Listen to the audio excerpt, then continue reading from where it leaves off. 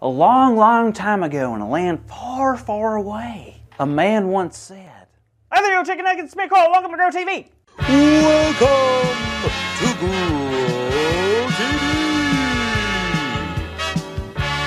Hosted by Carl.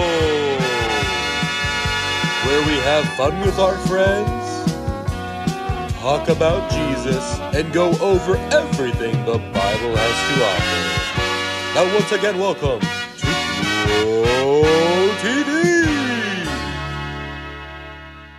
Well, hello and welcome once again to the land of the Ever After storybook. Where am I, you may ask? Well, I'm in the never-ending enchanted forest. Do you know what kind of animals you can find in the enchanted forest?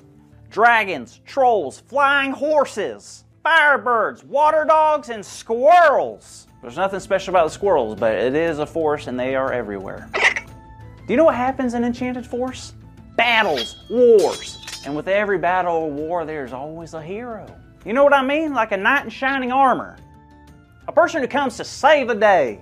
A mighty warrior and who is in the face of complete disaster is strong, calm, and composed. You know, like me. The thing is, that's not me. And that'll never be me. You wanna know why? Because how can one person overcome such obstacles? How can one single human being conquer something that is so staggering? Now don't get me wrong, I know it happens. Because I've seen it all the time. I've seen the Prince Charming fight off all the evildoers. I saw Mulan fight off a whole bunch of bad dudes in the battle. But me? Come on. Could you imagine that? Imagine me on the battlefield. While everyone is fighting for their loved ones in the kingdom of whatever land, I'm over here wondering what I'm gonna eat next. Or if I can get an extra pair of metal shoes because these ones are pinching my feet. See what I mean? Me being a knight in shining armor or me ever finding a happy ever after is impossible. There's no hope for me. Whoa, hold on. What did you just say? Oh, hi Grace. I was just telling the kids that I'm hopeless. And there's no use in me trying to accomplish anything ever. Because all I'm ever gonna end up like is a big pile of dragon slobber. Okay, well, two things.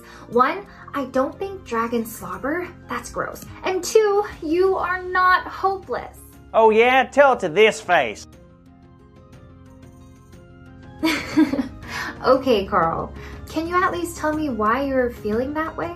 Well, it's simple. I'm here in the land of the ever after, where everything is possible. But yet what?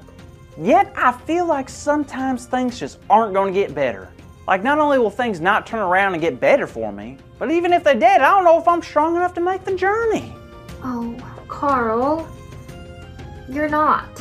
Excuse me? Okay, that may have come out a bit harsh. What I mean is you, by yourself, are not strong enough to make it through the journey and become who you've been called to be. None of us are, but there is hope.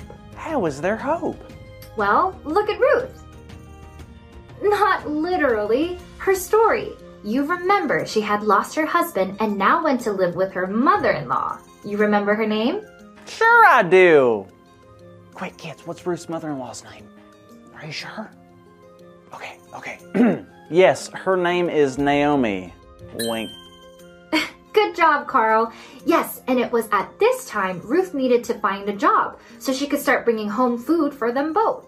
What job did she get? Was she like a cashier at a supermarket? Or how about a chef? An astronaut? What? Well, she found a field that was filled with workers, and so she began to follow the workers who were collecting all the crops and picking up all the leftovers that they had left behind. Wait, so she was just getting leftovers from the stuff that people didn't want to keep? That's a bummer. Yeah, but what's cool is, even though Ruth wasn't probably the happiest or in the best situation, she did what she needed to do to survive and take care of herself and Naomi. You know what? That's pretty cool. It really was. So anyway, while Ruth was out in the field, a man named Boaz noticed her. Boaz. Boaz. That's a funny name. Boaz. Boaz asked a friend who she was, and once he found out her story, he went to talk to her. Oh no, she wasn't in trouble for taking her leftover crops, was she? The opposite. Boaz went over and encouraged her. He gave her bread to eat till she was full, and then he did the coolest thing. No way! What? Boaz did a triple backflip into a Cincinnati tuba? No. Oh, well, I just assumed because he said he did the coolest thing. Well, what he did was tell all of his friends and other workers to drop extra grain for Ruth to take home. Oh, that's so sweet. Wait a minute. What? Does Boaz have a crush on Ruth? Well, I don't want to spoil the story for you, but maybe. No way! This really is a fairy tale, Grace! So what happens next? Does Ruth fall into a deep sleep and Boaz has to rescue her? Oh no, does Boaz get captured and Ruth needs to rescue him? Whoa, Carl, you're getting ahead of yourself. There definitely is more to the story, but for now, let's focus on the fact that Boaz helped Ruth and Naomi have hope again, because his actions toward Ruth were very gracious. Seems like it. Wow, that's super encouraging. Ruth and Naomi lost so much and it seemed like all hope was lost. But then this happens. Exactly. That's why I wanted you to hear this. You see, God takes care of us in every season, no matter how difficult it may be. But if we just continue to trust and push on, then who knows what gifts and plans God has in store for us. Because guess what, Carl?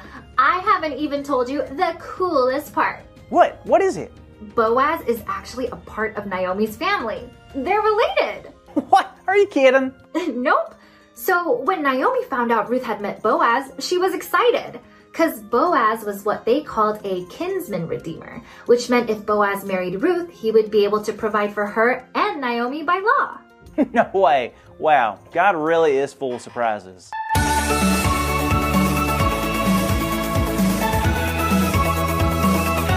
Holy guacamole, this story keeps getting bigger and better. But speaking of bigger, our big idea today is God gives us hope. So let's say it out loud like something from a fairy, like a dragon. Let's act like a dragon, okay? We need big fiery breaths. We need to get those wings out, okay? Ready? 1, 2, 3.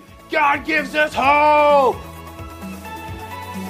Whoa, that was so good. You guys did an amazing job. Hopefully everyone acted like a dragon, and if you didn't, it's okay. I don't mind acting like a dragon by myself. Now, the second thing I'm going to ask you is that you don't miss next week's Grow TV episode, okay? Promise? All right. I'll see you guys next week. Bye. Thank you for watching, and tune in next week for a new episode of Grow TV.